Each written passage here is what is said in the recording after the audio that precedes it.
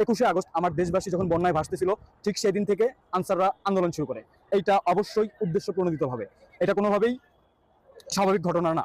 আনসারদের যখন ওদের দাবি ছিল যে ওদের রেস্ট যে বিষয়টা, ওদের ওই দাবিটা আমরা মেনে নিয়েছি এবং বাদবাকি যে দাবিগুলো ছিল ওগুলো নিয়ে আমাদের আলোচনা হবে বলছিল, কিন্তু তারপরেও ওরা আমাদের সমন্বয়ক ভাইদের আটকে রাখছিল।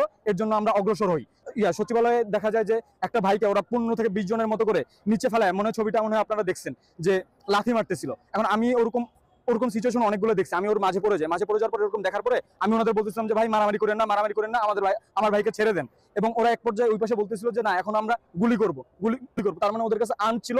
এবং আপনারা এটা জানেন যে পরবর্তীতে ওরা গুলি চালাইছে। এবং ওদেরকে যখন সরাই দিচ্ছিলাম তখন আমাকে কলার ধরে চট থাপ্পড় ঘুষি মারা শুরু করে। এই যে আমার অবস্থা দেখতে পাচ্ছেন। তারপর এক পর্যায়ে আমি নিচে পড়ে যাই। নিচে পড়ে যাওয়ার পরে ওরা আমাকে বুট দিয়ে লাথি মারতে থাকে। এক পর্যায়ে তারপর আমাকে একজন ছেড়ে দেয় এবং আমি ভয় পাচ্ছিলাম যে আমি কি মারা যাবো কিনা। তখন আমি আসলে কালেমা পড়া শুরু করছিলাম, তখন ওরা আমাকে ছেড়ে দেয়।